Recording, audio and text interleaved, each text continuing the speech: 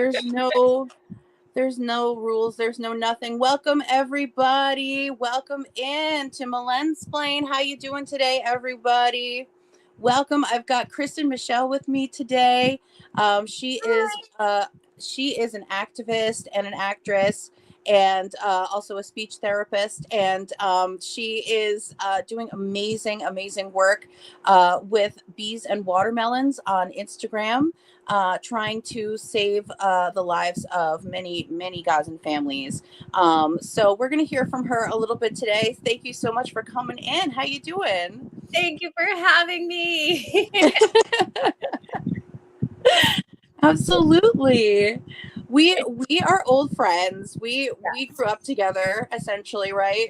In the streets of New Jersey, on the theaters of New Jersey. The theater streets, right? The spotlight theater streets, right? And after, it had been years and years, and we were friends on Instagram, on Facebook a little bit, but we hadn't talked forever. And then I saw you doing all this amazing work, posting protests for Gaza, trying to get some money to people over there. And when I started talking to you, I had already heard from somebody else, the organization that you were working with, the Bees and Watermelons. I was like, oh yeah, somebody else mentioned that to me. So I was like, the amazing, it's amazing that you were behind this. I had no idea. So you want to tell me? But yeah, so tell me a little bit about it, like how you found it and who's running it, and everything. Yeah. Well, also, I just wanted to say that when I saw you posting about it, I was so relieved. It's just most of the people that I know in my life are not posting about it or not talking about it, and so to find someone that an old friend, but also someone that I haven't talked to, it was just nice to have someone to connect with. And then it was nice to again. So Bees and Watermelons was not started by me. I believe it was started by a few people who are still involved, but I think the main person is Anastasia. She's in Australia. And they started just because we were getting so many, us independently, we're getting so many messages from different in Gaza, because I was like, how did they find me? I'm so confused. And then oh no, I did it on purpose. Go ahead. Okay. I was like, okay. I was giving you the stage. Go for it. Oh, okay. So my brain.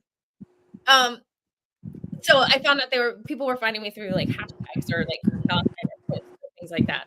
And I got added to a support group for a person that I'm talking to in Gaza. And one of the women in that group was like, hey, I'm starting this group called Bees and Watermelons. We verify and support families. Kind of olive branch, but very, very small. And I think you'd be even fit to join. And this was before we were official. So I joined now, but it has multiple purposes. The main thing I think we can do for people is to verify them, so that if you're talking to a family in Gaza, you can say they can say, "Oh, I'm verified by Bees and Watermelons." Know that they're legit, and you don't have to take a picture of their license or whatever, whatever you need to donate to someone or to help someone. We verify them through some kind of ID, some kind of picture of where they are, something like that, so we can verify who they are and that they're in Gaza right now, or Egypt. We also have families who have evacuated and are kind of helping their families back in Gaza. Yeah, so that's what the main thing we do. We also, I'm sure you've seen us running little mini fundraisers or kind of collaborating together to get ideas to raise people and families. That's really important. And then it's been really hard, and now with Inspire and things opening up a little bit, it will be a little bit easier. But you were able to months ago with connections, people who were some kind of capacity or connections. Oops. Like that. Sorry. And I checked your difficulties. I pressed the wrong button. So professional. I love it. No, that's not it. This is it. Make me small. It's better. I was trying to stop my camera for a second. Actually, I have to reposition myself to get a little better internet. But you keep talking. Okay. Yeah. As long as I'm not by myself. No, you're Yeah, so we were able to get people like, oh, this person needs medicine. We can maybe hopefully talk to a bunch of people, and maybe someone can go bring them medicine, or maybe somebody can bring them a food basket, or maybe we can put somebody on a list for diapers, or help them connect with the Samir Project, things like that. And then the last couple of months, with everything completely like stopped and shut down, that has been essentially impossible. So that's been really tricky, and it feels very frustrating to not be able to help. But yeah, I was just added through being in a chat. And it's grown so much. We also now have our own group of Gazan-led initiatives that you can find on the Bees and Watermelons link tree, and it's people starting their own things who live there. So like we have the Aziz Factory, we have a sewing initiative where they initially were sewing clothes, and we were working on getting it delivered to people. And then right as that our first delivery was about to happen, that's when the complete siege of the North happened, and their factory was bombed. And then they pivoted and went to Rafah or Deir Abla, I think, and were trying to buy clothes and sell them at like a bigger a discounted rate because of that, like a bulk rate. That's what I'm saying. And now they will be able to go back to their factory, but now their factory is completely gone. So we have things like that. We have a doctor. We have an art therapy group. We have a new group that's trying to grow a little farming project. So we have those little like Gazan-led fundraisers that our only job is to help them. And like it says, Gazan-led, like they have the autonomy, they have the direction. We just are the people, because everybody needs autonomy, right? And it's so important. They've had everything taken away from them. So if we can follow their lead, they know exactly what they need. And we're just kind of amplifying them and helping them, finding them a way to collect money if we can. Uh-oh, now I can't hear you again. No, it's my fault. I did it. Okay. The number of times it's user error is really pathetic. I'm so sorry,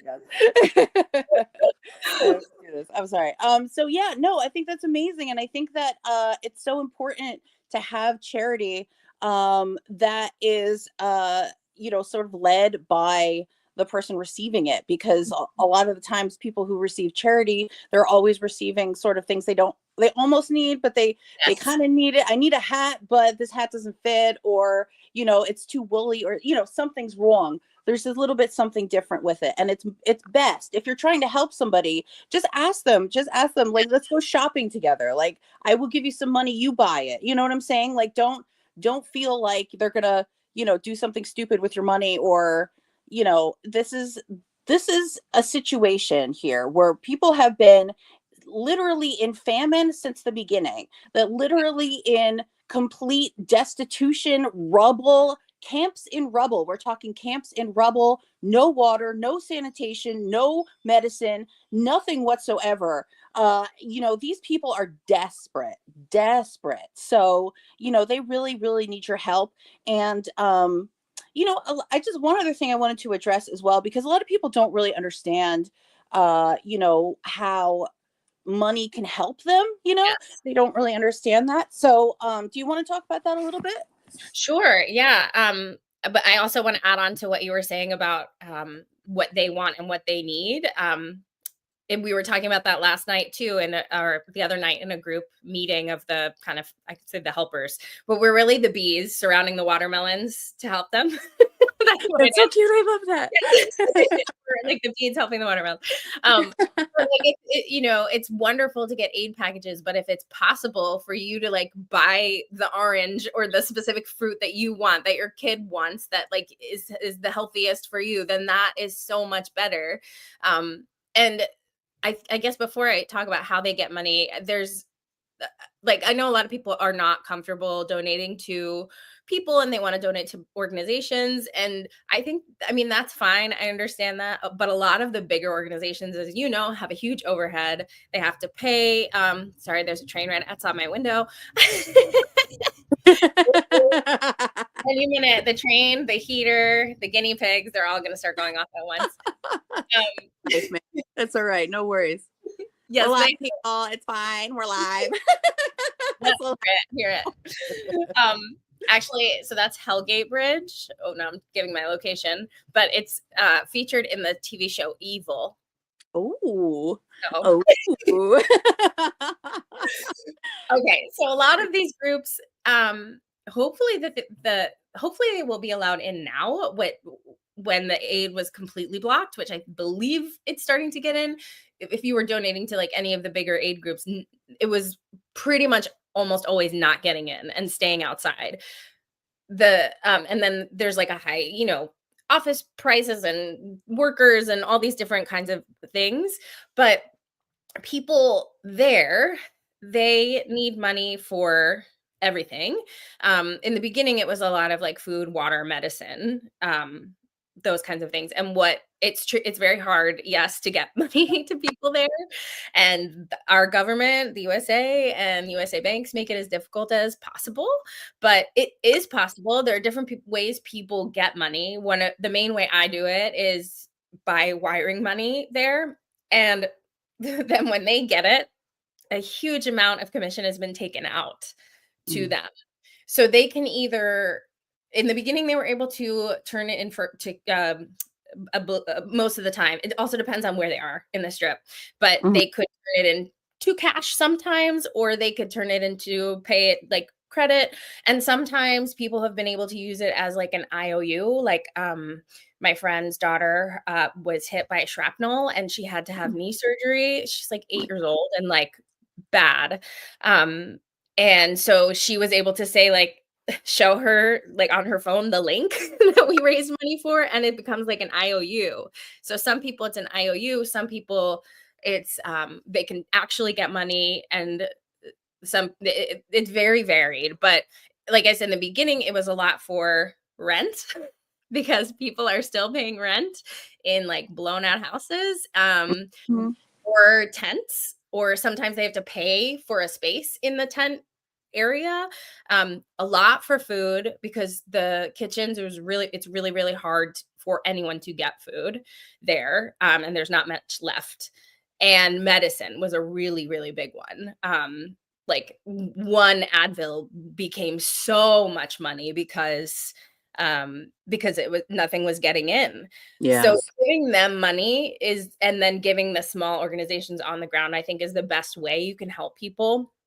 And now as things are changing, it's crazy. And this is happening to a lot of my friends. They, were in the very north, and then they've like gone down to like Gaza City, like, or in the middle somewhere sort of. And they had nowhere, they had to get out of their houses, and then they've been staying in other people's houses. And now those people are coming back. So they're staying in other people's houses.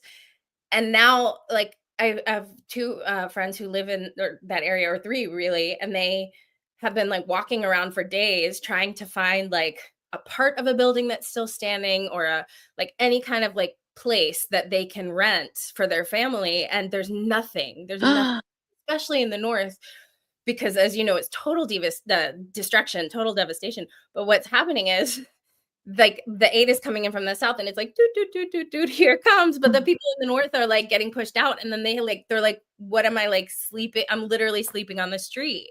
So they have nowhere to go. And tents, I think, might reach them eventually, but like those people in some ways are in the worst situation right now, because people are coming back to their houses and they have to leave.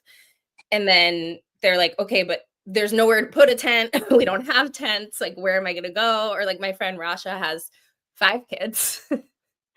She has a heart condition, and one of her daughters has really bad rheumatism, and because of that now a bad heart. So like they're looking for a place to go, but she's so nervous if she gets a tent, like, will her daughter literally survive? She's not worried about herself. I am, of course. Oh, You know, like, yeah. it's just right now there's going to be a lot like I know a lot of my friends are very worried that the help will stop. But just their needs are going to change because hopefully they will get more food and medicine and stuff like that. But a lot of them are going to be having to pay rent for their tent or their apartment or the place they're staying and pay the price of rebuilding their house. So it's like and the places that are available, like exactly like they're doing in LA, they're like raising the rent. I think my friend said 10 like 10% or something, not 10%, like 10 times, 10 Yeah. times rent. It's like, because they're like, oh, well, you'll pay it, and Yeah. They got you over a barrel. and some of them were like, let's keep you in a house. What can we do? Here's my blood. I'll donate blood. I don't know. Oh my God. Yeah. Done that yet, but that's actually a good idea. We can get paid for donating blood, right? There was a John Oliver sketch about that a few years ago where it was like, "Oh, are you a millennial? You having trouble paying rent? Just go donate some blood. You'll be fine. Sell your plasma. Good luck." Wait a minute. You're not gonna want mine. I'm like so anemic. They'll be like, you're sorry. I just like ramble so much, but there's so No, much that I no. have to say, so much that I want to say. And listen to the people. For everyone, if you're listening, like listen to the people in Gaza, like listen to what they want and what they need. Exactly what you said, Bess, because they know what they've not had for over a year. They know what they need. And even like, oh, here comes a train again. Yeah, yeah.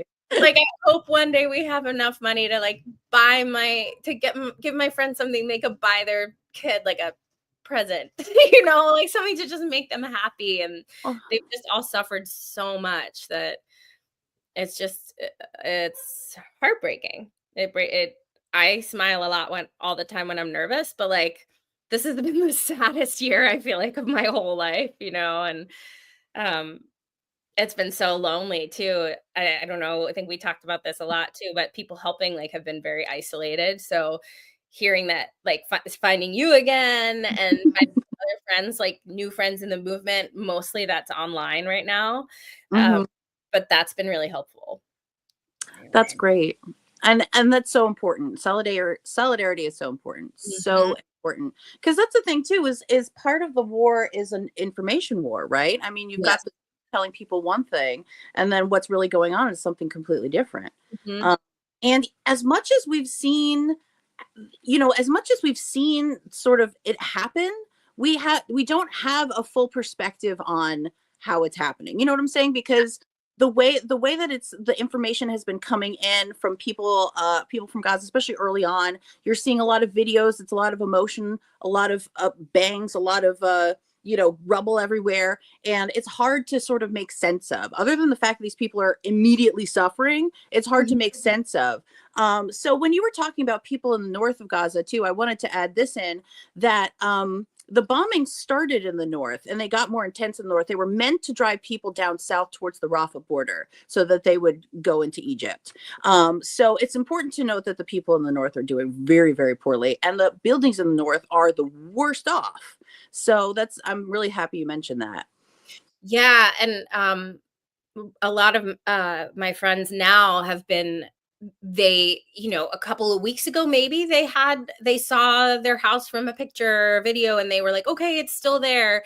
And then like the last 3 days before the ceasefire, they just completely tried to flatten everything because they wanted to make it impossible for anyone to want to go back.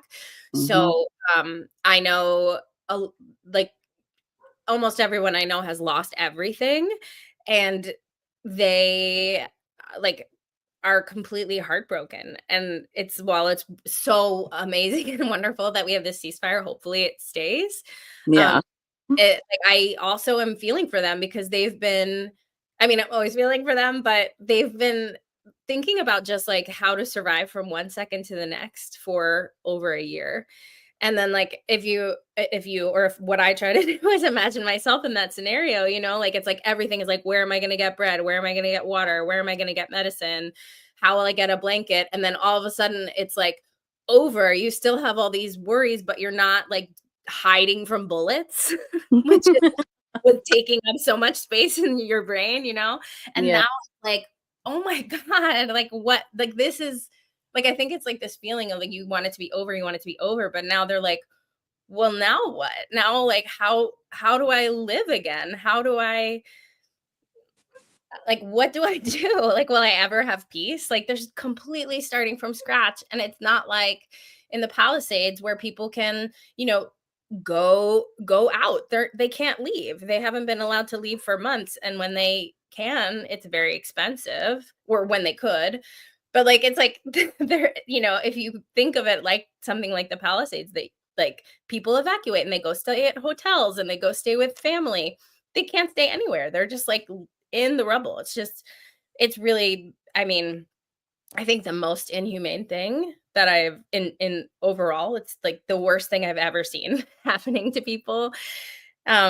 And of course I was very, very involved. So I'm like seeing it in a different way than a lot of people because I'm seeing it on Instagram and on the not on the Western media at all, but in Mhm. like all the news sources that we've had to find. But I'm also hearing personal stories and some people that I've become very, very close to. Um, and it's just heartbreaking. Like, it's just and then it takes it to a whole new level when you're like, "Okay, I'm trying to raise money, but now I'm trying to raise money for, like, someone who's now, like, my best friend." You know? It's just Oh my God. especially after Yeah. this year of being so lonely and honestly, like, losing so many friends. It's like, I don't know. Yeah. And, It's almost a trauma bond, right? Like you're yes, bonding with yes. a little bit. Yeah, Yeah. because they also, I mean, they're trusting you with their money. Yeah. A lot. So, uh, I feel like there has to be, like, a very good mutual trust. And then if you're talking to somebody and they have to tell you, like, what they need, like, you know, like, a sweet 16-year-old was like, "I don't wanna tell anyone in the group, but I need pads." Oh. To whisper, you know, like, because they Oh. need, like, things that are, like, maybe embarrassing for them to ask for. They tell you their prescriptions, and, like, I don't feel comfortable just getting that information and, like, staying cold, you know? But Yeah. also, I mean, this is me jumping around too much, but I've had like, some bad stuff happen to me because of helping, and the people who were the most by my side and the most helpful to me are the people in Gaza. They No. were who, like, stood by me, especially my 2 closest friends, Mira and Rasha. They like, I had, my bank closed my bank account because they didn't Oh. think I was sending money. Mhm. Oh. Yeah, they held thousands and thousands of dollars of other people's money Oh. on me, has frozen a bunch of things. I've been investigated by the government. I've been investigated by, like, OFAC, like the terrorist, Oh my um, God. for those kinds of things. I haven't been arrested yet. I was almost arrested once. Is it So all because of bees and watermelons, or is it partially because of protesting as well? well, the the the the bank and all those things were just because our government in America is corrupt and they don't want us sending money to Palestine. So that was like whether I'm involved in peas and watermelons or not, they're closing so many people's bank accounts, which is why Mm. are going to do a fundraiser. I suggest, which I did, but it still was a problem, is open a new bank account. It helps like keep it separate O too. okay. And tell you some bank accounts that are good if you want the transfers. But so that's all just anything you do to help people is being stopped by our government and by our rich people. Like they constantly take down my Instagram and suspend my Instagram profile and because I've said something inappropriate, which one time they like removed comments because I said, I wish I could give you a hug right now. Ugh. Um, but the arresting one, I'm actually surprised because I've been to so many protests and so many of them, they just like go and like grab people on the sidewalk and pull them on the street. And they're like, you're in the street, you're getting arrested. Oh. Yeah, the cops are crazy. But this one was a super weird one because I wasn't even supposed to be involved, but I was just like, okay, I'll help you. On Black Friday, we were in the Oculus in Manhattan, like the New World Trade Center. And all that was going to happen was, you know how like you've seen some videos of like banners dropping saying while you're shopping, bobs are dropping, and like flyers being thrown. Uh-huh. Somehow someone found out exactly what was going to be happening. And so we were standing, passing out. That was what our big bad action was handing out little flyers, throwing them from like the top. So it like snows down. Uh-huh. All of a sudden, like I look around and there's like cops. And they all have like their zip ties and they're like angry, you know, and we were like, what is happening? It was like me and like a bunch of like artsy people and like old people and like 17-year-olds, like all like wearing like peace shirts, you know, and they're like, well, and they came over and they started yelling at us and they were like, I think what you're planning to do is, and they listed like every single thing. So spies. They said it would be if someone slipped on a piece of paper, you would be charged with a felony. Because you're responsible for the paper and where it goes under someone's foot. We're like, we're giving out flyers. What? That's America. Yeah, it is.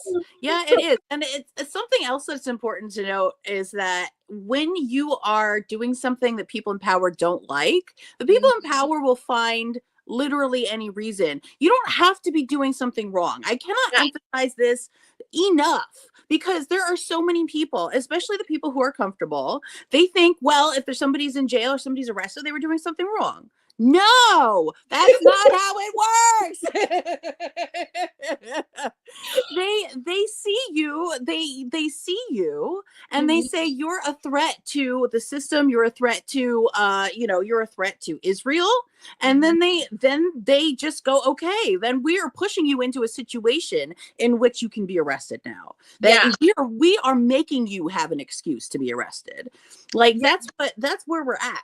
That's where we're at. Yes, and everything they're doing, you know, like closing our accounts or bank accounts or in social media accounts, or, you know, some creators are being like demonetized or being put on anti-Semite of the week list, you know, like Miss Rachel, I think was like, and Miss Rachel, you know, like the kids like, hello, everybody. Like said like, all kids deserve to live in peace, and no child should be. And she was raising funds for kids in like Gaza and Congo and Sudan, and they were like, she's anti-Semitic. Oh my God! But everything they're doing is to try to stop the helpers, and that's another thing that the community of like Bees and Watermelons and other people has been really helpful to have, because we have chats for support for ourselves and like specific like banking and GoFundMe problems, because they are really just trying to do as much as they can to stop us, but also to discourage. I think that's like a really, really big thing is like they're just trying to like they're like shocked that we like want to help so many people, so they're just trying to discourage it so that the help stops. They want everyone to yeah. I mean, it's yeah. Coming again. Oh yeah. No, I just wanted to reiterate too, we didn't really talk about it, but Bees and Watermelons is a place for people to have their individual GoFundMes uplifted. So it's not like you're personally collecting the money.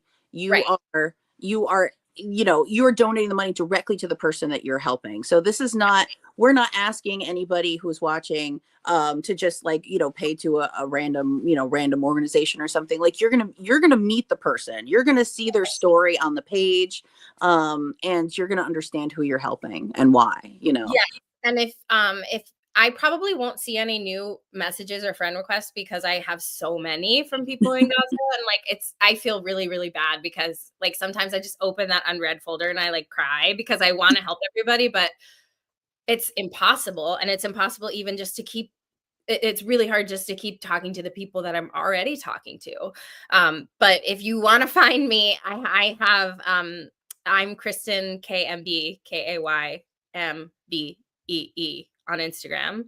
And I have families like in my bio that are like my main families. And I also have a link tree of my own that has a whole list of families that all of them are either verified by Bees and Watermelons or verified like by me the way Bees and Watermelons would do it. So they're all like real and legit. And the only thing that Bees and Watermelons does collect money for is each of the Gazan-led organizations, they have their own fundraiser, but we were finding that when we were asking people to donate to them, they would say like, oh, I want to help, but I can't decide. So we have now like just one that benefits all of those groups. And so that's in the Bees and Watermelons chuffed, but that's the only one. And that what that will do is like for the farmer project that I was talking about, like our team leader messaged us and said, okay, we have $150 and they just asked for a plow. Do you guys all agree that we can give them that? And so like that's the only thing that is a donation for like in a group, but everything else is just like you're donating to the families. That's cool. So wait, tell us about this farming project. Yeah, wait, hold on. I feel like I need to open it. Okay. Well, so through let me look. Bees and Watermelons, like I said, we have those it's called Gazan-led Community Support Fund. And the groups that we have, like I said, they're all on the ground, run by people in Gaza, and we're just like the bridge and helping them collect money. Like we're not running it, we're not in charge of any of that. So there's the Aziz factory. They are like the sewing and clothes and warm and blankets for people. Beacon Gaza, they do a lot of food distribution and I believe some money. They have we have the Young Artist Project, which is the one where this literally a young artist wants to do art therapy with kids to help them recover from some. I mean, how could they ever recover? But help them deal with some trauma. There's a doctor volunteer, Dr. Fadi, and then another Water Peace Charity Association, and Water of Hope for Gaza, and then the Gazan Farmers Project is one of our new ones. Before this they had a farm, and so that's what they did, but then it was destroyed. And so now that they can go back to their land, like first they were just planting little, like making a little tiny farm like in there by their tent, and they were trying to grow food for themselves but also to distribute. Like it was I think 50-50 at the time. But yeah, so now they're able to have a bigger space. So that's really important and valuable too, because they are literally going to be growing food. So they're not counting on like the blockade of any kind, or, they don't have to wait for things coming in, and it's for them, but it's also for their family and their neighbors. And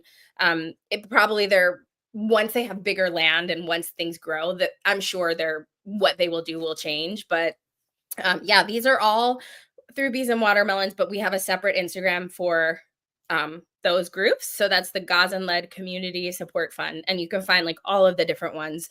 So if someone wants to donate to one of them, like you're like, oh, I love farming or I love art, you can find their personal links and donate to them. Or if you're like, I love them all and I want to just help support in general, that's like like I was talking about, the Bees and Watermelons chuffed, that like if someone needs something or we split it up evenly, however they need, whatever they need and whatever is most helpful, we can help with. That's so cool. I love that. And I definitely love that people are thinking about farming even right now. I mean, Yeah. It's not even certain that the bombs are going to stop, but they're still trying. Oh my goodness. Yeah. That's so important and horrifying. I know. Yeah. I mean, that's the other thing too about the ceasefire, right? Is that they've had so many false ones. We've had ceasefires already that have just completely disintegrated within an hour or two. Yeah. We've had talks of ceasefire so many freaking times, like when is the ball going to drop? Who knows? Well, and they've already broken it a few times. I'm like, I forget careful words, but they've already, some people. Yeah. Like, actually, YouTube is nicer than TikTok about those things. Okay. So you're fine. So like you can't even say link anymore. Like on Instagram, you can't write it, or they'll shadow ban you. So you have to be like, oh my God. it's the bink in my bio, or you have to go, it's the in my like you Oh can't, my God. can't say any of those things anymore because they're just like, yeah, it's been removed for offensive content. What?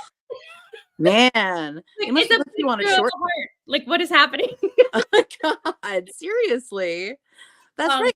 If you start violating, if you start violating policies, then they'll put you on a short list, and then they'll start you and looking at you. Yeah. There was a while that I kept getting banned like pretty consistently. And then I took not a long break, but I didn't make my own posts as much. And so that I think it started to really help. But then I had people in Gaza are getting their accounts shut down like even worse all the time. And I had made some Instagram accounts for some of them. So when my Instagram went down, all of theirs went down too. No. Like, can I tell you about like a Valentine's Day fundraiser charity? Yeah. What am I saying? The only drink I've had is coffee and water, but yet. Well, okay. We're drunk on misery. Misery, yeah. I'm looking for it. So even though what'd you say? I said tears. Yes. I just had to look for it because even though I made it up, I forget all the details. Tell us. But okay, so this is a Galentine's raffle. Ooh. And it's for my two besties. Have like stood by me and helped me like when my bank account closed. Like I didn't know what to do, and I was like laying in my bed like I don't know what to do now. And like my friend Mira was like, okay, do this like she gave me a literal list. And wow. like I was like, you're in a genocide in my bed because I can't handle, and you gave me a list of what to do, and like it worked. What? Wow. Yeah, like that. And they both like stood by me during so many bad times. So we're doing a besties Galentine's raffle for them. So the winner, anyone can donate $10 to either my Venmo or my PayPal, because all the money, when you organize a chest or a GoFundMe, all the money comes into your bank account anyway. So I know people sometimes are like, I don't know what to do with these like Venmo kind of fundraisers, but it actually takes the fees away. So I'm able to then just send the money right into their bank account. Cool. So this Galentine's Day raffle, if $10 is one entry, which is Kristen-Michelle-B or my PayPal, and write Galentine's on the memo. You can win a $50 cash card. Bum, bum, bum. Ooh. Digital art by Aaron. Oh man, I don't know how to say this. That's okay. On Instagram, he's the Lizard King, but now Binda. Sorry, Aaron. Only someone digital art by them. And then we have a Poppies for Palestine mug. Beep, beep, beep. That's really cute. And I'm gonna buy it, but the proceeds for that go to the Gazan-led support fund, because our awesome leader has a solidarity. And I gotta look it up, where she does people's, maybe artists in Gaza, like their designs or a design that represents their like whatever they're doing, and then you can like buy it from anywhere in the world and have it shipped to you, and it's like you're literally, so all the proceeds go to that person or that group. Let me look for that. That's amazing. Yeah, it's really cool. Yes, solidarities, but SOI nope. SOLIDARI .TEE.AU. Oh my goodness. Okay. But yeah, there's like, like this is my friend Sarah did this art, and it sold on this t-shirt and a sweatshirt, and all the money goes to her. And yeah, so the winners will get, it's just really a raffle. So if we put your name in, I'll pick it out of a hat. They'll get a $50 cash card, Poppies for Palestine, and art. Amazing. Save lives and win prizes. Amazing. This is so sad even to gamify saving lives, but Really, we also have another fundraiser going for like a raffle for another girl that I support, who I'm also very close to. And if you just pay $5, donate to her GoFundMe $5, and email q4gaza@gmail.com, you'll be entered into a weekly contest. My friend Laura Barron, she's an artist in New York, and you've probably seen me post many of them. Like, she does these beautiful paintings and self-portraits of people in Gaza to show people like their humanity, but she's doing a custom portrait of like your pet or your kid. If you compete, she has a raffle winner every week. oh, that's amazing. $5. That's amazing. Right? For an original piece of art, $5? Yeah. That's insane. If you live in the US, she can mail it to you, and if not, then she'll like email it to you or send you like a high quality. Yeah. Cool. Oh my gosh, that's amazing. So all of these links can be found on this link here. Probably better luck finding that. I mean, most of them can be found there. Yeah. Specific, like the raffle and those kinds of things are mine. Mm-hmm. I don't know on my Instagram, so I don't know is there like a way to. Hold on, let me fix it. Well, because everything can be found there, but if people want to, I should have put it by my name. Can I do that? Wait, spell it for me. Kristen, like my name, Kristen. Yep. Kay. M. Mm-hmm. B. E. Okay. E. Okay. And that's my Instagram. And so everything can be found on the Bees and Watermelons website, on our Instagram and on our link tree. Yeah, but that will have the like my individual raffle things, and I do hope people visit mine, because we all have such like, we're all like, but help my family. We help everybody's family, but well, absolutely. You make connections and friends, and that's amazing. So some of these people you didn't know like a year ago. Yeah. And you're like best friends with them. Yeah. Well, and also because like I found that one of the things that I'm better at, like I don't have any money. I'm not really the best fundraiser. I didn't know anything about that, but I am good at like empathy and talking to people. So like, and I know that. So like I had a lot of conversations with people like when they think it might be their last moments. Like if a really bad like if a tank is coming towards them and they can text and they just don't want to be alone, like that. And that like once you've had things like that, or you've had people tell you like when they're at their worst day and like share that with you, first it feels like such an honor to me, but also like there's just like all the walls of a friendship are just completely like it's completely broken down. And I think I tend to be like very guarded in person, but through writing it's so much easier for me to like be honest to people. So it's like you skip all these like middle steps of like going to coffee and talk about stupid things, and like all of a sudden you're like like people that are like, like, and I know people in different levels, and some people are good friends, some people are acquaintances, with some people I'm like, you're staying with me forever. Oh, that's adorable. I love that. I'm so creepy.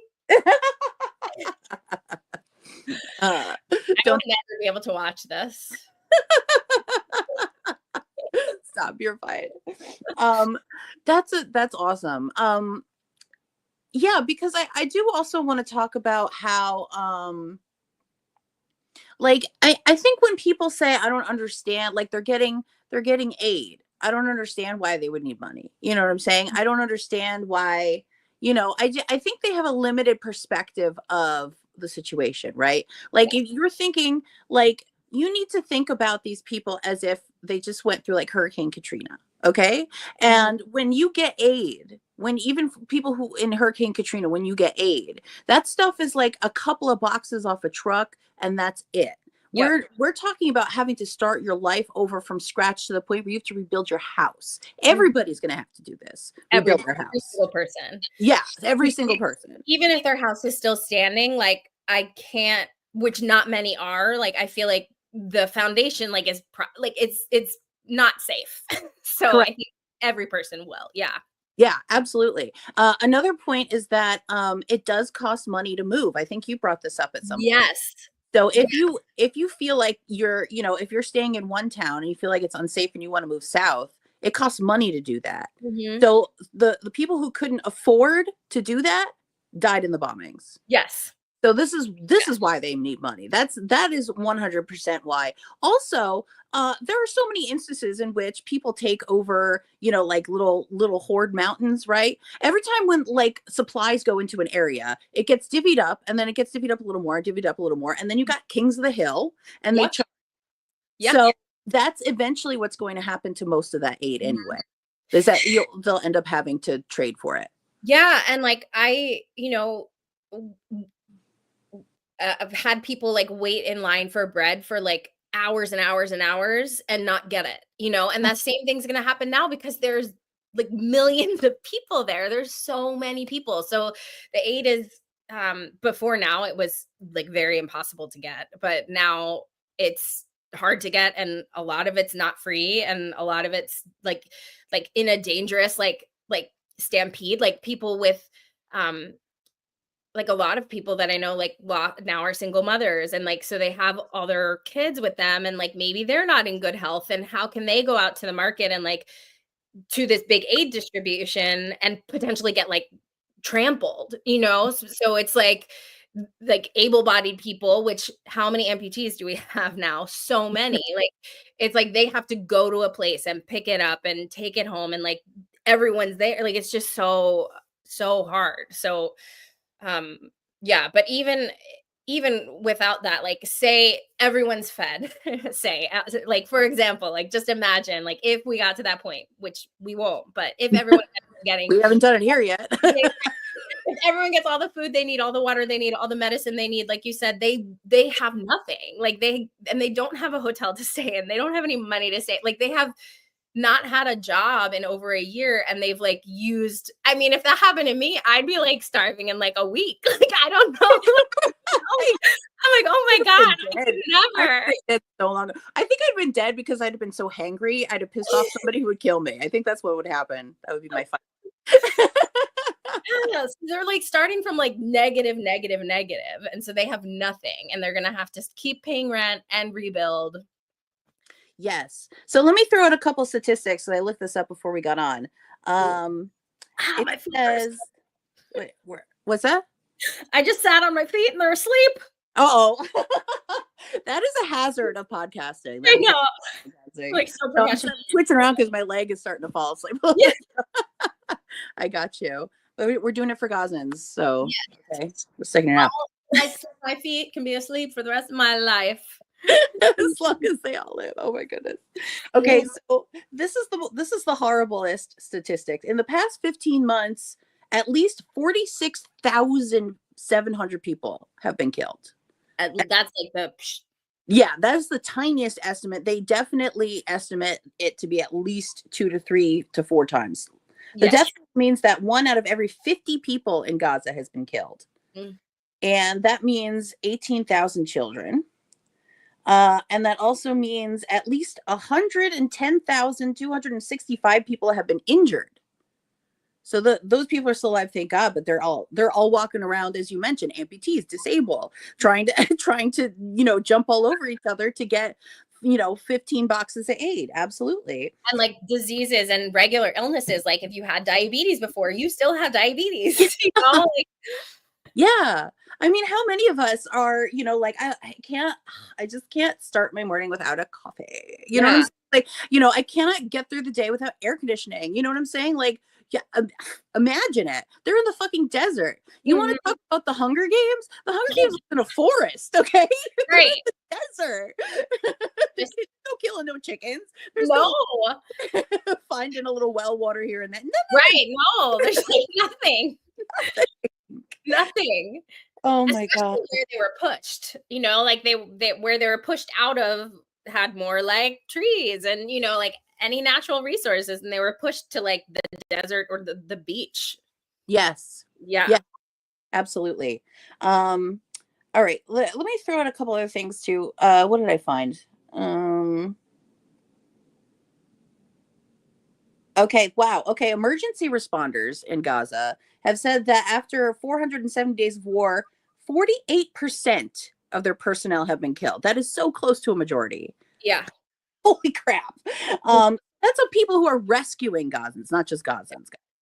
So yeah, that's horrifying. And again, we have Israel still bombing, you know, here and there all around the square. And we have I mean, and that's not even just the bombings too. That's the other thing. Like even if the bombings stop, you still have people, you have Israeli soldiers on the ground everywhere. Everywhere, my friends. And they are, you know, They're sniping kids. Like that's what sniping. they Yeah, yeah. yes, because here, look, they got wait, let me figure. Damn it. So there was something that oh that's another thing. This is another thing. And this is another thing. Damn it. uh yes, early in the day, Wafa reported that 4 people were wounded in Rafah when Israeli forces opened fire at people in the center of south of the city. That 3 others were wounded when an Israeli drone fired on the people. These are people like you have an Israeli soldiers firing into crowds for crowd Mhm. purposes to push them to kettle them, right?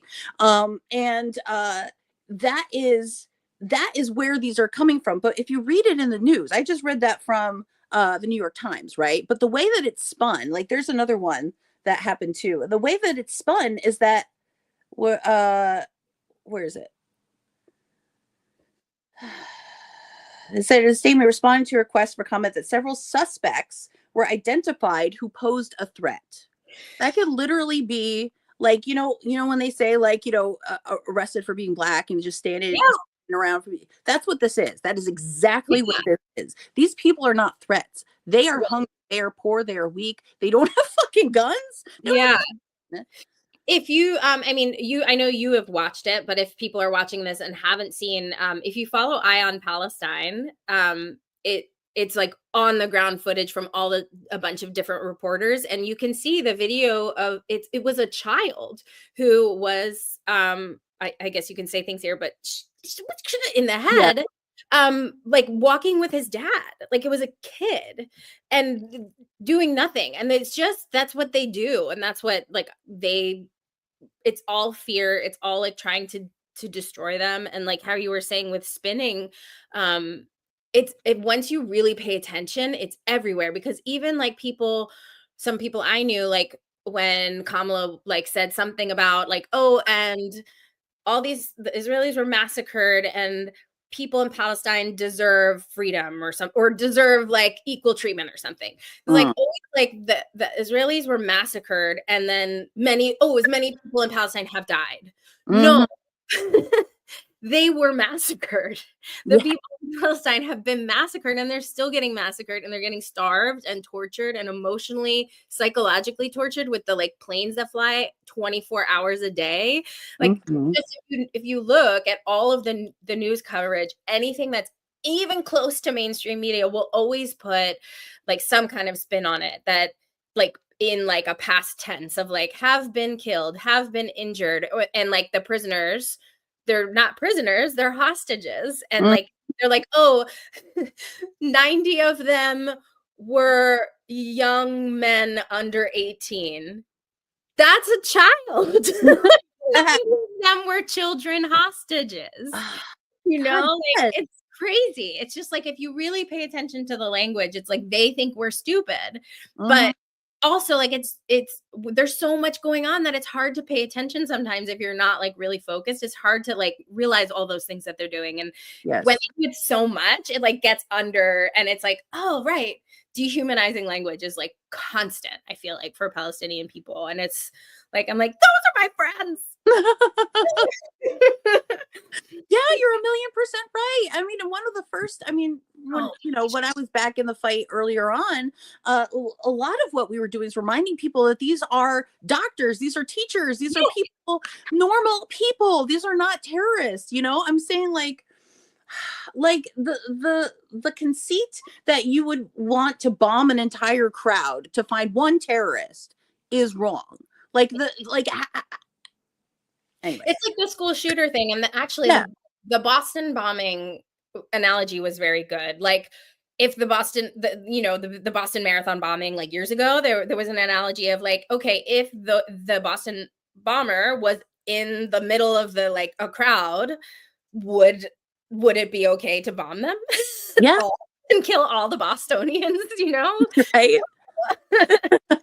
So, But the answer has repeatedly said yes, yes, yes. Here, anywhere that there has been American soldiers, they have said yes. And I have to say, like, also just to put it out there, like the people that I'm like friends with, they don't hate Jewish people at all. Like, and they have been like, you know, being tortured in the name of Judaism, but they are smart. They know the difference, and they'll say like, I don't have any like it doesn't matter to me. They're just like the Israeli government and the US are attacking them. They like have, because there's such a big thing, well, like, oh, they're all anti-Semitic. No. They're like the warmest, like nicest people I've ever met in my life. Like I was telling somebody that like, oh, like I work with some people who are like Israeli, and like at that one job, and I am very quiet there because also like yeah, it's just like a side Yeah. little side job.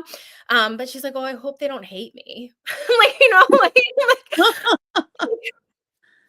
I mean, you're the nicest person I've ever met. How could they? You know, stereotyping that like they know who's doing it to them. They know it's not like Jewish people. They know Jewish people in the US and like elsewhere are also leading the fight because like they're the most at danger now because of this, because Yeah. of the hate that it's like boiling up. And like Yeah. I feel like, oh my God, like I would never like conflate like my Jewish friends with what's happening from Israel. Like it's so horrible. Like I love them too much to think like, oh, you're the same, you know? Right. Absolutely. It's such a weird, I've had this conversation a couple of times with people on my channel actually. And it's such a weird thing. I'm Jewish. I grew up Jewish. And it's like you are brought up to think that the Palestinians are constantly there to, you know, there have been a lot of fighting and the Palestinians just never really liked us and they didn't really want us there. So that's how it's kind of sold to you, right? And the reality of it is so much uglier, so much uglier. And it's like, you know, it may have started out like the settling of Israel may have started out as a peaceful movement. It did start out as a peaceful movement. It started out with a lot of land purchases, right? With the, you know, kibbutzes. But you know, they've gotten to the point, they have so much military backing at this point, right? They are in so much power that they can, you know, go in and occupy an area. And I think that there was this one one article I wanted to bring up real quick. It said, West Bank settlers attack Palestinian villages, angry about prisoner releases. So if you read that and don't understand the context, West Bank settlers, that means Israelis who have moved into houses that were taken away from Gazans.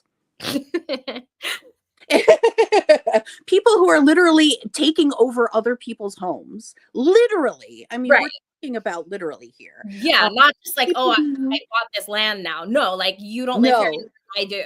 Yeah. Right. So here's how it happens. Like people don't really understand, and I don't really know the details of it specifically, but these, you know, land is sort of taken up by military actions and by the government, right? And then from there, government has business interests that will filter these lands out, you know, partial in for property purposes, right? So there are some companies that are selling real estate property to Jewish Americans that are that have been land that have been bombed of people and are now being sold as lots where you They're can build selling land in they've Israel. been selling land in Gaza, like in Yes. New York and in New Jersey. Like, Yes. Yes, it's here. how? Yes. I mean, it's insane to me, and it's insane that like I grew up saying every Passover next year in Israel. There's this whole mentality and this mindset, and we don't really like it's definitely worth exploring, discussing further, on another day. Yeah. But it's like the whole idea of Zionism is really a double-edged sword because we are talking about you know Jews are saying, I want a place to be able to call home. I want a place to be able to feel safe and to be able to practice out in the open. There's nothing wrong with that. But you have other people on the other side saying, oh, you know what? I would really love for you guys to make an ethno state because it'd be easier to bomb. You know what? Yes. It'd be great if all the Jews moved into Israel so we didn't have to have them in Europe no more. We didn't have to have them in America no more. Right? Didn't Elon Musk just get caught for like doing a Hitler sign today? Yes. And the ADL was like, it was a mistake. No, it Let me wasn't. tell you something very specifically. Nazis support Zionism, okay? Yes, they do. Yes, they do. So this is something that we really have to understand. When we say the words anti-Semitic, you cannot mean that. Because anti-Semitic means that Semitic peoples includes Muslim Palestine people. Yes. You cannot mean that. You Right. can't call me anti-Semitic. Am I a self-hating Jew? What am I gonna go out and beat myself or something like that? I don't know. Right? God damn me for being born this way. Oh my God. Yes. Oh my goodness. Something just popped into my head that's unrelated to it, but it's something that I had remembered that I wanted to say that if you don't have money to give, which a lot of us don't, you can get involved on Instagram, like literally making art for families or making posts for families or talking to families, giving them emotional support.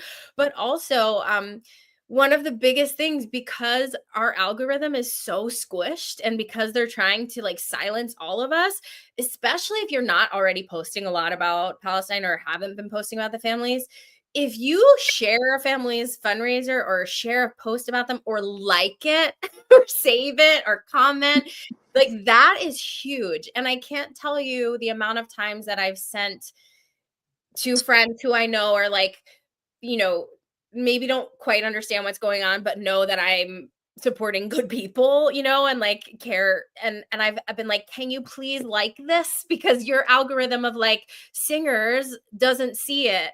Or can you please share this? And like almost no one does. And I have to like, I hate saying that it's broken my heart, but I've asked people like, please share this video of my guinea pig, like trying to get fundraising for someone. Oh And my goodness. most of the time people ignore me. And like that's been something that I've been struggling with. Like I can understand not being able to understand or not even like remotely being able to understand what people in Gaza are going through.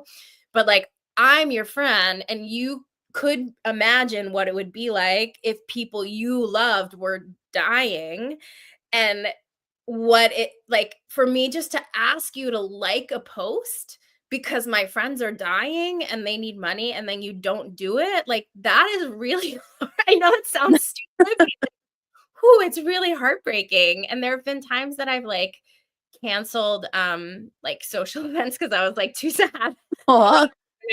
And like people would be like, all right, I guess we're gonna have to, and I'd be like, my friends might have died or burned alive, like sobbing. And they're like, okay, well, I guess like we're gonna change the table number. Like, are you fucking kidding me? no. And it's like, like that's why I'm also so close to some of my friends. Today, bitch. What? My friends now in Gaza are like the people I'm closest to because I've been like, wait, you don't care that I just said my heart is broken, But that all came about me, which it wasn't supposed to be, but that all came from me wanting to say, like, liking posts and sharing posts for families is so important, because the people who are doing it are suppressed, and we're shadow banned, and like we're in the same algorithm. It's all the same people donating who like are poor artists and educators, and like, and also $5 makes a huge difference. Like if you give to a family like $5 a week or $5 a month, like think about how many people, if like, 10 people gave $5 a month, like it just really adds up. And as someone who runs a lot of fundraisers, I can see that like it's wonderful when we get a huge donation or people pool together money, but those $5-10 like really add up. Really. Yeah, absolutely. It's huge. Sorry, I didn't mean to adjust the middle saying. No, I just realized like I'm talking too much. I'm No, saying you're not. Stop it. I'm interviewing you.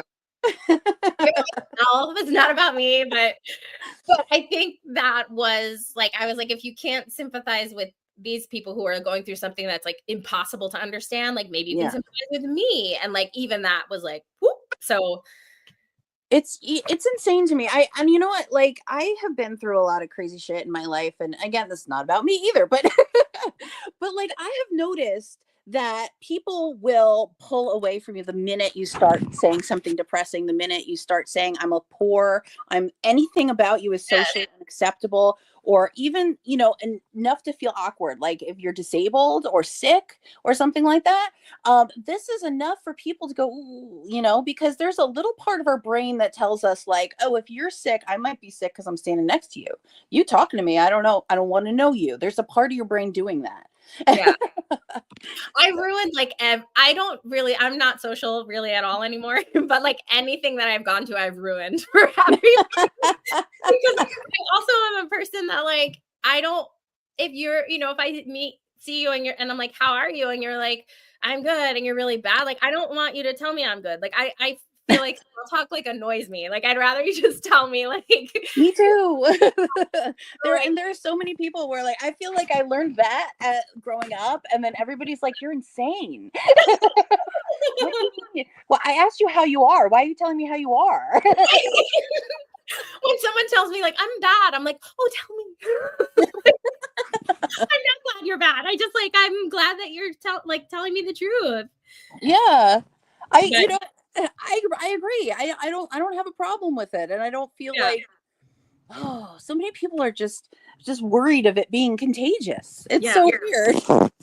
I mean, and we're all not okay right now. Like America's imploding. Like everything is bad. So like we might as well at least like help each other. Like unless you're like super rich, rich white old dude, like you're not doing great. So we all need, I don't know, and also like speaking of that, it's just like mutual aid is so important. Like if you think of it, it's not like charity for these people. It's like it's helping community. It's like, if you want someone to do that for you if you were in such a terrible situation, and they're not people who like have like all their family is there. It's not like, oh, like my uncle in like Boston or whatever can like give me all this money and like right. don't have that, but like, some people do, but they don't. They have like all their family is there. Yeah. All of their family is like, you can't borrow from your mom when your mom's house is also gone, like they have no support. So like we can be their support, we can be their family. And like honestly, especially the people that I know, like no, but if you get to know them, like you are so lucky because they're the kindest people, and like constantly ask me about like my nephews and my guinea pigs and like my day, and they're like, oh, but like we just want you to be happy, like because at least like if you're happy then that's good, and like I want you to be successful. Like it's just I'm like, I'm sorry, the true kindness that I've received and like the love that I've received is like overwhelming. So just like go to my profile, become friends with all my besties, and then you're really lucky. Enter Valentine's Day fundraiser. Yes, please, everybody check that out. Everybody, please check out the link tree down here. Yeah, and we also have, if you do want to volunteer with Bees and Watermelons, like there's on the Bees and Watermelons link tree, you can be as involved or as much or as little as you want. but it's a good support group of people too, for the helpers. But there's a volunteer form, whatever, in there. Yes, that's right. I filled it out. That's right. I remember. Like, why am Yes. I doing this with my hands? If there's somebody who speaks better hand language that would like to join, we definitely need a hand interpreter. Oh, Macarena, Macarena. I know that in my head. Aging myself. Oh my God, girl, tell me about it every day. Every day I'm alive. Oh my goodness. Well, yeah, I mean, I just want to say that I'm so happy to have found you on this journey, and that Yeah. you know, I mean, it's amazing, and it's amazing to me how many people that, you know, yeah, we knew, we grew up with, and we were best friends with, and then all of a sudden they just turn a blind fucking eye. And it's like, how are you the same person I knew? I can't. Yeah. Wow. And it's, you know, people have that capability. Everyone has that capability, so you should never doubt it. So always keep an eye on people. But, you know, there are people that are opening up as well. I think the more that this happens, the more that people see it happening, the more that people are willing to listen, people are willing to engage with it. And I definitely think the more, it's so important, like the more that we tell the stories of what's actually happening over there, is the most important thing possibly that we could do. I mean, even saving these people, I mean, like, we should absolutely be saving people's lives, like 100 million%. But you won't have people over here understanding that people need their lives saved if we don't fight the narrative. Right. You know what I'm saying? So it's so important. It's so important to talk to your friends about this, even when they roll their eyes. It's so important to just, you know, keep bringing it up over and over again. Keep saying, like, you know, I have to remind my mother, like, she's like, who's the bombing person? Who's doing the bombing? Who's doing the bombing? I'm like, Israel is doing the bombing. And she's like, oh, but usually Jews are the victim. And I'm like, yeah. Today they're not. You know, so yes, yes, this is a conflict that's been happening for a long time. Yes, it's complicated, but no, it's not complicated in whether or not these people were being genocided. Yes, they are, and were, and still are. And yes, they are in a famine. I saw, when I was reading those articles, I was like, it said a suspected famine may be approaching. So they let in, oh yeah, that was the other thing I was going to read, is that they let in, on Sunday, I think they let in 600 trucks of aid, and then they let in like 300 on Monday. And this is this is over a year, guys, where they have needed at least 100 trucks a day just to feed the people that were in the one camp, okay, in the Rafah camp. So I'm so glad to hear that they're finally letting in some aid, some trucks and stuff like that. But it is a drop in the bucket, you guys. Yeah. If you think that there is any worth, like, ooh. Yes. I mean, if you think that there is any chance that these people are going to be relatively okay now that there is some aid or whatever, no. I mean, you're literally like giving somebody who is bleeding out because they broke their leg and their bone is sticking out a Band-Aid. Yes. Right? And sometimes my friends will ask me, like, what did you eat today? And I'm like, why do you want to know that? Like, that makes me feel so horrible. I want to hear about food. And then I'm like, did you get to eat anything today? And like my friend Rasha that I was talking about, she has 5 kids, and she's like, we all shared a can of tomato sauce. Oh. And then my other friend was like, yes, I did eat today. Actually, we all ate a can of chickpeas, like the whole day, like their whole family. That's all they ate. Tomato sauce. That's the kind of stuff they've been getting, like old canned goods, like for very expensive. But you're right, it's like they're negative. They're in the negative of starving, and the negative of health. And just because aid's coming in, like you said, like they need so much more aid, but they also need the ability to make their own choices and like buy the things that they need for their health and for their like sanity. Yes. I mean, when that becomes available, it's not really always available for people to buy things even, but. Right. Yeah. Yeah. It's hard to fathom. It's really hard to fathom. People don't understand what it's like not to be able to walk to a store around the corner, or, you know, I mean, or if you do walk to that store, it's half in rubble and the shelves are empty. Yes. And everyone's fighting over like one can of chickpeas. That's like $10. Yeah. Like, right. Right. And again, like as a Jew, and I don't want to change the subject, but like as the Jew, I don't want to hear another fucking Holocaust story, because these people are living the worst. I mean, every Holocaust story that I've heard has been blown out of the fucking water by what these people are going through, honestly. Because when people were ghettoed in Germany, yeah, it was terrible and they were starving, and but the buildings were still standing. I mean, they had some food. They were still in the same country as other people who were getting food. So they could steal it technically, right? I mean, like, they're not that I'm saying that Jews had it easy to do that. I'm not, never ever would say that. Never ever would say that. Well, there are so many comparisons that, right.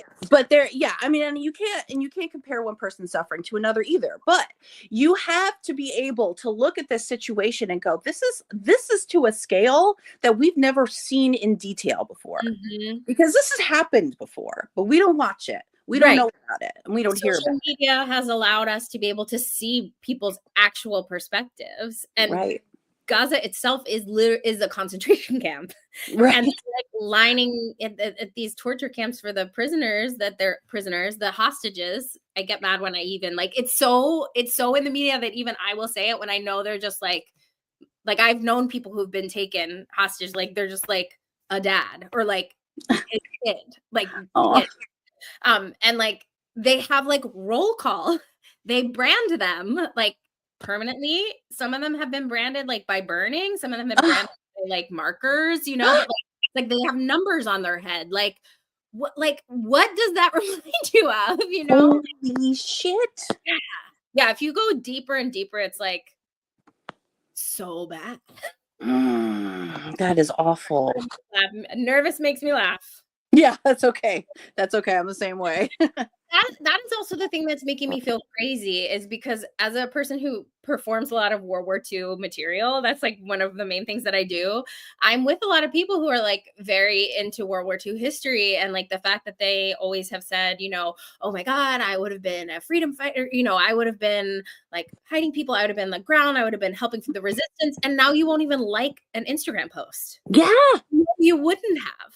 Yes. You couldn't have done those things if you can't even like a post. Seriously. If you're worried that the government is going to come find you because you like the wrong post, no, you're not going to be a fucking World War II spy. No, sir. That's not happening. That courage does not live in your belly, sir. That's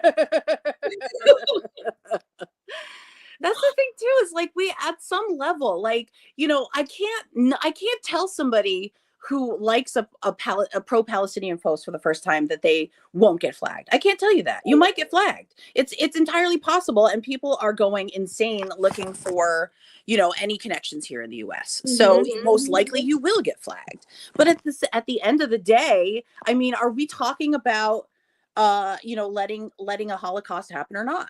Right? I mean, are we talking about ignoring it or not? Right. And that's it. Yeah. I mean, I have kind of halted auditioning just because of the time that it takes right now, and the time that I'm spending like trying to help people. Yeah. And also because I'm like in a weird age for women to actually get any jobs. That could be a whole other episode. I would definitely want to have that episode. I've been told by a lot of people, like, you might not get jobs again because of your involvement in this movement. And I'm like, well, number one, people were not banging down on my door anyway. But number two, I had a job to begin with, motherfuckers. at least I can live with myself. What's more important, especially now that I have like really good friends, what's more important to me, like a career that didn't want me anyway? Yeah. Or people I love, and that's always gonna win out, you know?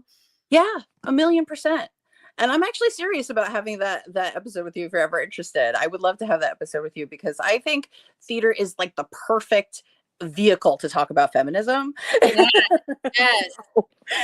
Yeah, I would love to one day for sure to have that conversation. Yeah. Because you can't, like, right, if you're in a society where you're either a mother or a whore, then you can't be in the middle. You can't be like 40. You can't. Like, maybe when I'm 50, I'll work again. Right, exactly. Well, when I graduated college, I had people telling me, like, you might have to wait till you're 50 before you get work. I was like, well, I got it. But I mean, at the rate this is going, probably, but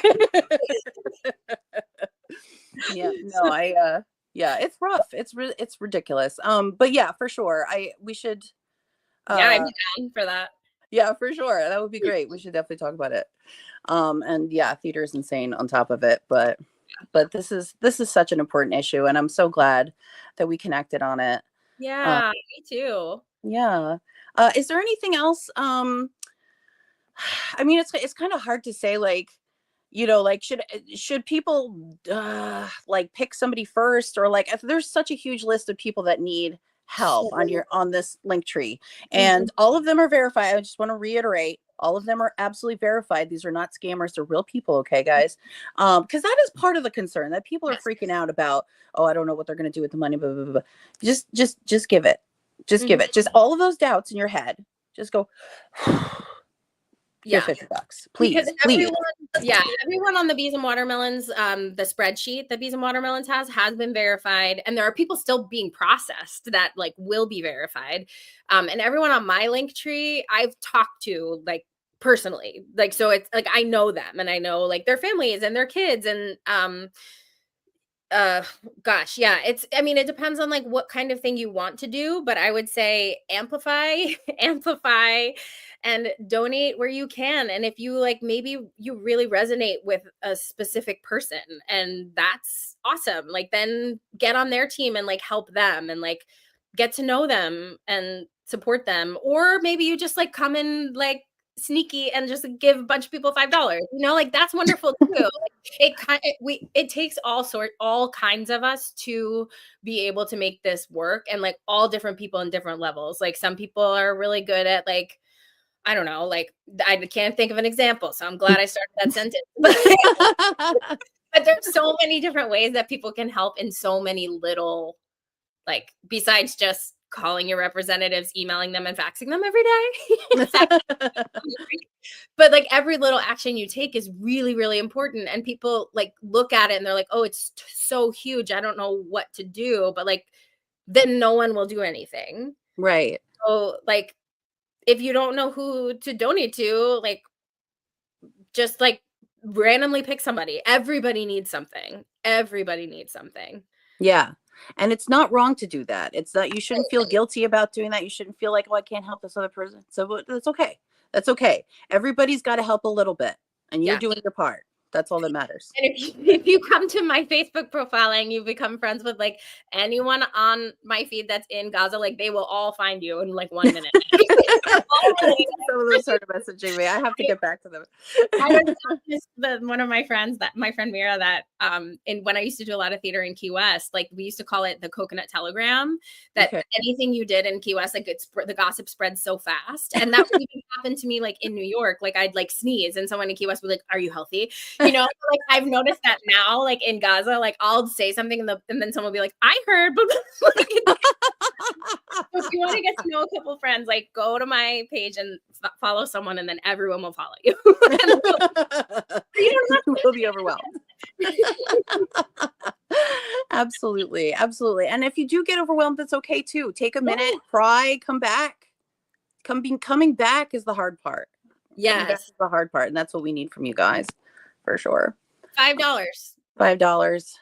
$5 or a share and a like. Mm-hmm. Seriously.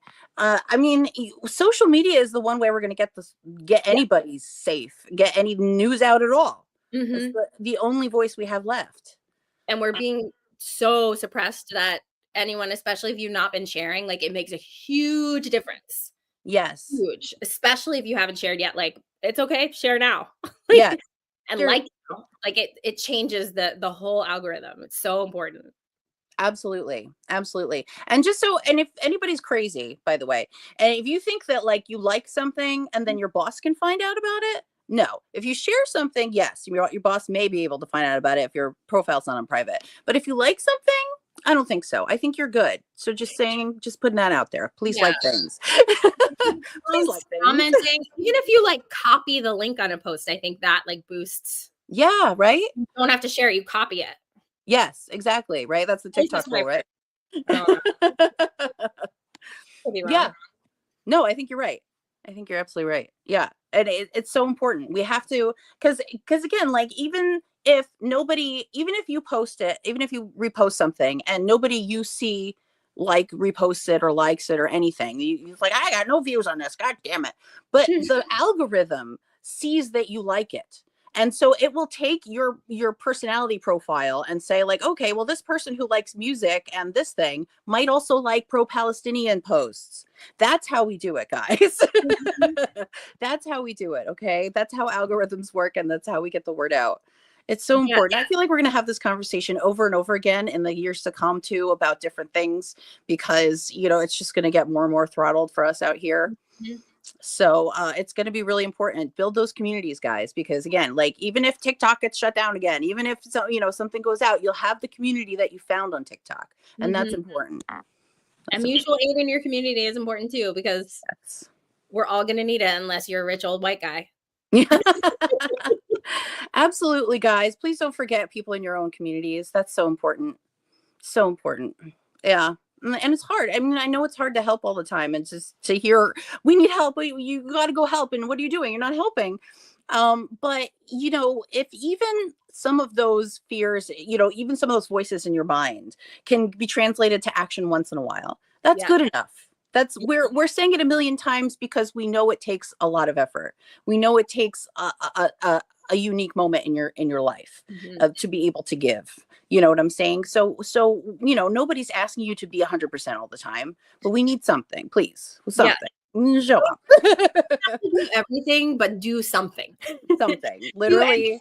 Yeah. Literally something. Right.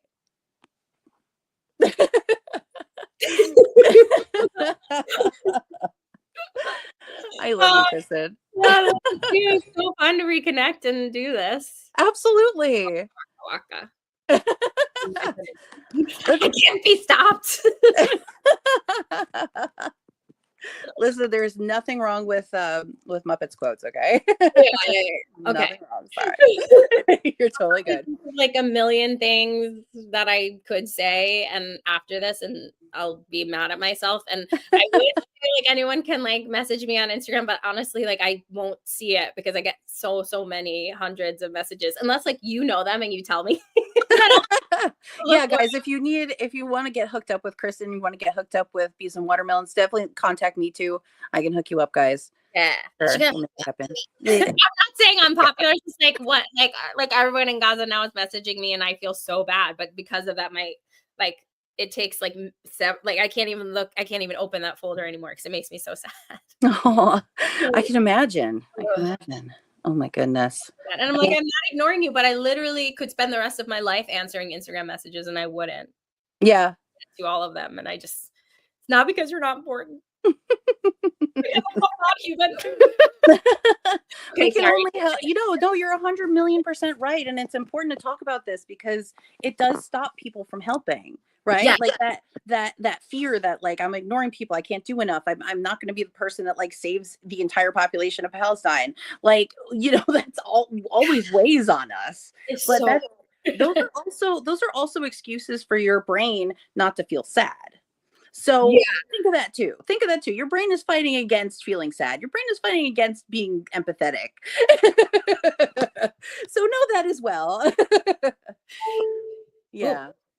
Oh, sorry. Was that me or no? I plugged my computer in because it was like to die, and then all of a sudden it was like, oh, now you're bright. Sorry if it was weird. No, you're totally fine. It's cool. So yeah, is there any last thoughts you want to say, or any other topics you want to bring up? Or I just want to remind people that like any tiny act is really, really great and necessary, and it adds up, and whatever you personally can add to the movement is really incredible. Like if you're an artist or whatever you do, do something, like have an event, or just like I said, like a post, share a post, make a post. There's nothing too small, and if everybody was doing a little bit, it would be so wonderful, because so many problems would be solved. And for us in America, it is our responsibility, because and other Western countries too, but this was absolutely funded by our money, our tax dollars, our leaders. It could not have continued for longer than probably like a month without us. So it is like we owe them. It's a debt. I mean, even though we didn't choose our tax money to go there, people saying like it's a conflict somewhere else that's not involving us, it is involving us. Like it is our conflict. Like it's because of us that this happened and that these people died. So like, you know, obviously we didn't have a choice of where our tax money went, but like if you can give $5 right, like combat that, like, you know, like reparations for like people who went through, who like whose families were in slavery, like this is reparation, but right now, like imagine if you could have like helped like people who were enslaved and like given them money, like then like do that right now. Right. Like it's we owe them, at all small things add up. And yeah, if you want to play World War II cosplay, that there, you know, you could be the person saving Jews, right? Like you could be bringing people over, right? Like that's what you're paying to do right now, guys. You're paying to save people's lives right now, literally, quite literally. And it makes a huge difference. And even just like every time someone gets even $5, like they feel like someone cares about them, and it's huge. Like if you can imagine being like tortured for a year and then it's like, oh my god, this stranger like just gave me $5, like I'm worthwhile as a human being. Like there's just so many layers to it that people get sad if they see like no one donated today, you know. So just like anything, it just if you can't do everything, you can't do everything, so just do anything. Yes, absolutely. That's good. That should go on a t-shirt. Okay. It will be sold for Palestinian families. I'm into it. Let's do it. No, I'm serious. Like I have the capacity to make t-shirts. Let's talk later. Okay. Oh my god. See, everybody's got a little something to contribute, guys. Yes. You never know. Just get in the conversation. That's all that matters. Yes. Yeah. All right. Well, thank you so much again for coming. It's so good to see you. You too. Thanks for having me. Yeah, of course. All right, guys, please check out this link tree, Bees and Watermelons. Go follow on Insta, go share, go follow Kristen Kameby, go share as well. Go check out her link tree where she's got a million friends that need some help as well. So please go check us out. Go check out that Valentine's Day raffle. Oh, money. Seriously, guys, anything you can do to help. And you know, again, like you don't have to be, you know, that's the thing too, is like laughter is good, right? The people in Gaza need laughter more than a lot of things. Yes. You want me to make you laugh today? Like, what do you want me to do today? Right. It's like find a friend, send them a cat meme. That's like literally all we're asking. But for real, like please, you know, please be okay with this. This is a reality that they have to deal with in every mood. So let's be okay with having different moods in this conversation, right? And let's be okay with talking about things with humor, talking about pain with humor. That's something that my Jewish tradition has taught me. So you know, let's keep that alive too. So anyway, anything else that no, I don't think so. I feel like I asked it too much. All right, guys, well, let's close it up, but please come back, Kristen, anytime. I want to. Yes, please come back, even if you want to like be my co-host one day and we'll interview somebody together, or if you want to be interviewed about your theatrical career, I would love talking about that. Feminism one day. Yes. With all the things. Oh, I can plug my computer again. Yes. Yes. Okay. Thank you so much. All right, guys, have a wonderful day, everybody. And just so you all know, I won't be back for a little bit.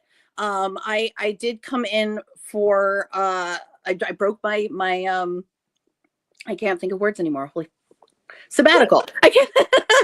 I broke my sabbatical for this, guys. That's how important this is. I broke my sabbatical for Kristen, guys. That's how important this is. So please go check her out. Give her some love. Okay, guys. All right. So I will be back probably in April, guys. I will be back probably in April for good. So we'll see. But until then, I love all of you and have a great evening. All right, guys.